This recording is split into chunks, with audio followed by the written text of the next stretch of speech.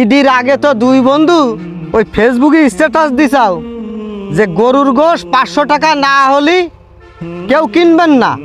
এই তরমুজের মতো গরুর গোশও বয়কট করলাম। প্যাক করে প্যাকেট ভর্তি করে নিয়ে যাচ্ছ।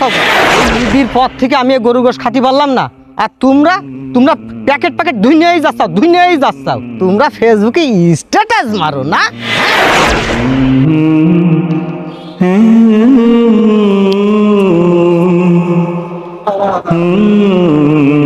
আরুন চাচা, কি ব্যাপার? পথ আটকালে কেন?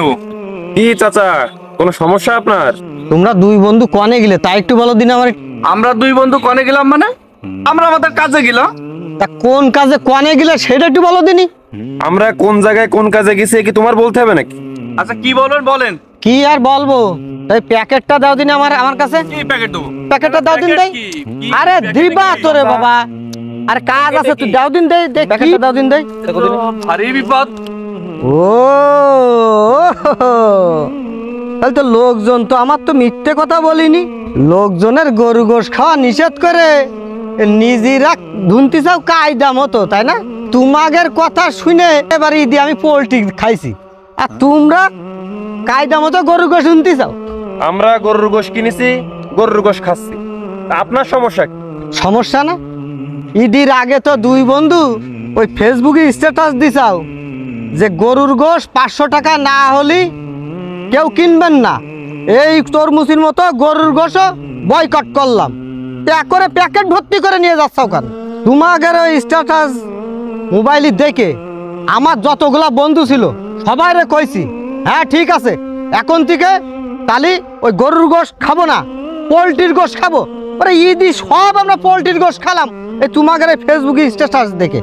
আমি শুনলাম যে তোমরা প্যাকেট প্যাকেট গরু গোশ নিয়ে যে রান্না করতে চাও। আরে তোমাদের রান্নাঘরের পাশে যাওয়ার কায়দা নেই, গরুর গোশের সেন্টার জ্বালাই।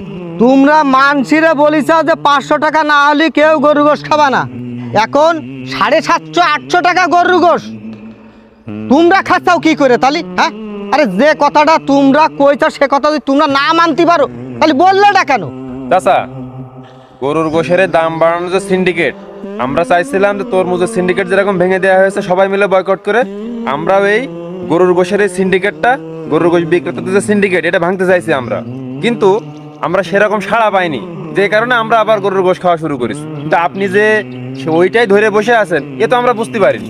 তোমরা যে স্ট্যাটাস দিলে যে 500 টাকা না হলে গরু গোশ খায় না, হ্যাঁ, তাহলে পরবর্তীতে যখন তোমরা না মানতে পারলে তখন তো তোমরা তো আবার তো স্ট্যাটাস দিতে পারতে যে আমরা এখন তো গরু গোশ খাচ্ছি, আপনারাও খাওয়া শুরু করেন।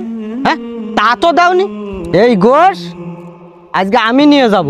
এই ঈদের পর থেকে আমি গরু গোশ খাতে পারলাম না, আর তোমরা প্যাকেট প্যাকেট ধুই নিয়েই যাচ্ছ। ও চাচা, পাগলামি করছেন কেন আপনি? এদিকে আসেন। যত ডাকো না কেন কোনো কথাই কাজ হবে না। এই গোশ আজকে বাসায় নিয়ে যে আমি খাবো, তোমরা ফেসবুকে স্ট্যাটাস মারো না। হ্যাঁ, ফেসবুকে স্ট্যাটাস দেখলে আমরা তোমাদের গুরুর মতো মানি, আর তোমরা আমাদের আবেগ নিয়ে খেলা করো না। ফাইজলামি পাইছো। এই আমি চললাম। এ তো অনেক গরুর গোশ, বিষয় কি কিনে আনলে নাকি? মাওলানা সাহেব, এ কিনে আসেনি, ওদের উচিত শিক্ষা দিছি আমি আজকে। আচ্ছা চলো দেখি কি হয়, চলো। ঘটনা কি? এই যে গোশের প্যাকেট নিয়ে হন করে চলে যাচ্ছে। ঈদের আগে আমরা ফেসবুকে একটা স্ট্যাটাস দিয়েছিলাম যে তরমুজের মতো সিন্ডিকেট তৈরি করে আমরা গরু গোশ বয়কট করব, 500 টাকা কেজি না হলে আমরা খাবো না। আমরা স্ট্যাটাস দিয়েছি, কথা সত্য। স্ট্যাটাস দেওয়ার পরে আমরা সেরকম সাড়া পাইনি, যে কারণে আমরা গরুর গোশ খেয়ে যাচ্ছি, অন্যরাও খেয়ে যাচ্ছে। এখন এই চাচা সে ওই স্ট্যাটাস ধরে বসে আছে, এই দোষ কি আমাদের? পুরা নতুন করে আবার স্ট্যাটাস দেবে না যে আগের সিদ্ধান্ত প্রত্যাহার করে নিলাম? মাওলানা সাহেব, এই গরুর গোশ আমি কিন্তু আজকে দেব না, এটা আমার সাফ কথা। আমরা অপরাধ স্বীকার করছি।